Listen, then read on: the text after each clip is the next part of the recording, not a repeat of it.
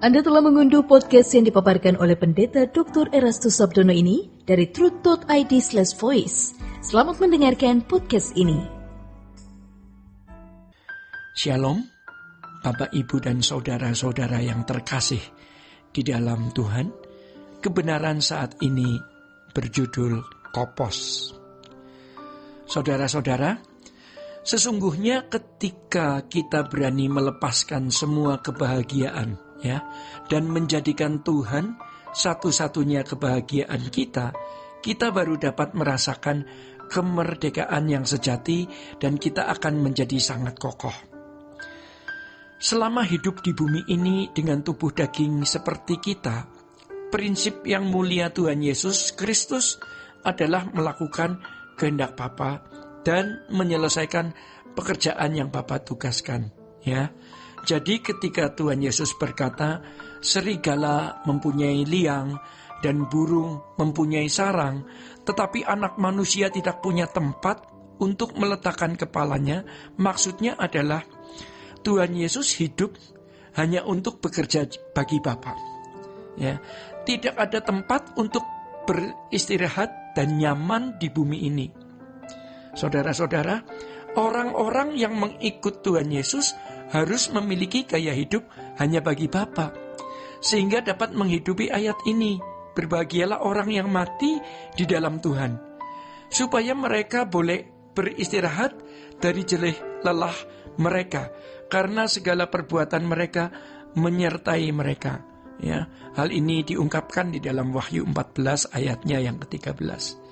Jerih lelah atau yang disebut dengan kopos, artinya grief with beating the breast, orang yang berduka sambil memukul dada. Lamentation atau wailing dalam bahasa Inggris.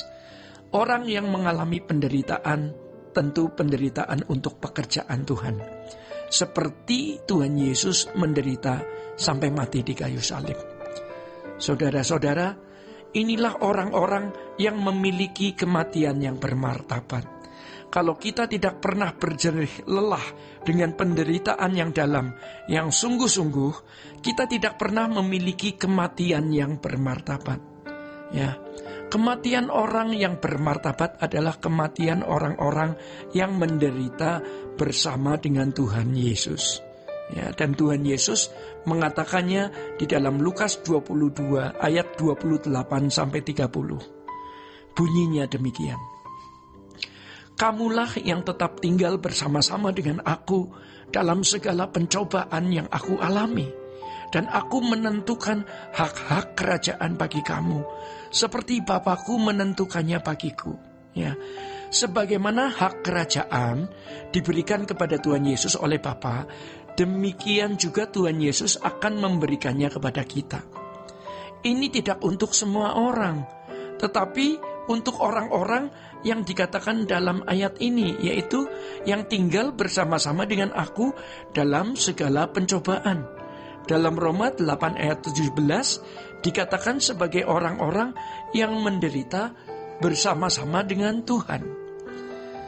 Bapak, Ibu, dan saudara-saudara yang dikasihi Tuhan, mari kita membayangkan bagaimana Petrus, Yohanes, Yakobus, dan para murid lain meninggalkan rumah, meninggalkan keluarga mereka, meninggalkan perahu, jala, dan kewajaran hidup mereka untuk mengikuti seorang guru yang dianggap sesat oleh orang Farisi dan tokoh-tokoh agama. Tidak ada jaminan masa depan untuk atau di dalam mengikut Tuhan Yesus, tetapi murid-murid ini berani mempertaruhkan hidupnya. Jadi tidak heran kalau murid-murid Yesus berkata, kami sudah meninggalkan sesuatu, apa yang akan kami peroleh? Ini adalah penderitaan yang luar biasa. Meninggalkan pekerjaan, keluarga, masa depan tidak jelas. Jadi murid-murid berani meninggalkan segalanya, namun masa depannya tidak jelas. Kemudian setelah Tuhan Yesus naik ke surga, mereka dikejar-kejar seperti penjahat, mati dipancung, dijadikan umpan binatang buas, dan mengalami kematian yang tidak bermartabat. Tetapi Alkitab mengatakan di dalam Roma 8, kamu lebih dari orang-orang menang.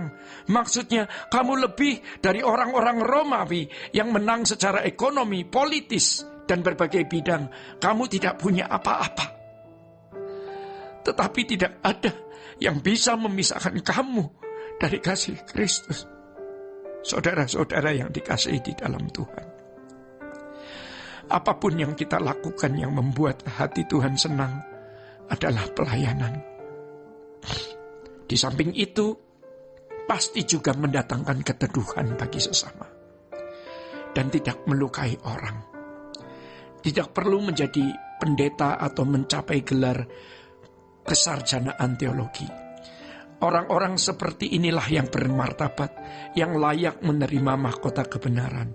Saudara-saudara, jadi kalau selama ini kita sering mendengar orang berkata, kita lebih dari pemenang, apa maksudnya? Menang dari apa atau menang dari siapa? Ayat ini sering dikacaukan oleh orang-orang yang tidak mengerti maksudnya. Kita melihat banyak orang ya, jangankan mencurahkan darahnya untuk Tuhan, hidup sehari-hari dalam perkenanan Tuhan saja tidak. Karena diracuni ajaran yang salah. Ayat ini ditulis untuk jemaat Roma yang secara ekonomi, kedudukan, dan pangkat tidak ada apa-apaannya. Namun mereka tetap bertahan dalam iman percaya mereka, sekalipun nyawa adalah taruhannya. Orang-orang seperti inilah yang disebut sebagai lebih dari pemenang. Saudara-saudara, hari ini apa yang sudah kita pertaruhkan agar kita pun layak menyebut diri sebagai lebih dari pemenang? Jerih lelah apa yang sudah kita perjuangkan dalam mengiring Tuhan Yesus dan menjadi saksinya? Saudara-saudara, hanya mereka yang berjerih lelah dalam pekerjaan Tuhan yang pantas disebut sebagai pemenang. Dan kematian orang-orang seperti ini adalah kematian yang bermartabat di mata Tuhan. Bapak, Ibu, dan saudara-saudara, demikian kebenaran pada saat ini. Tuhan Yesus memberkati. Sola Gracia. Untuk berlangganan renungan harian dalam bentuk cetak, silakan hubungi Truth Literatur di nomor telepon 0878 7870 7000. Untuk mendapatkan CD khotbah, MP3 renungan Truth, dan CD album lagu produksi Sola Gracia, Anda dapat menghubungi di hari dan jam kerja di nomor telepon 021 638 60953. Tuhan Yesus memberkati. Sola Gracia.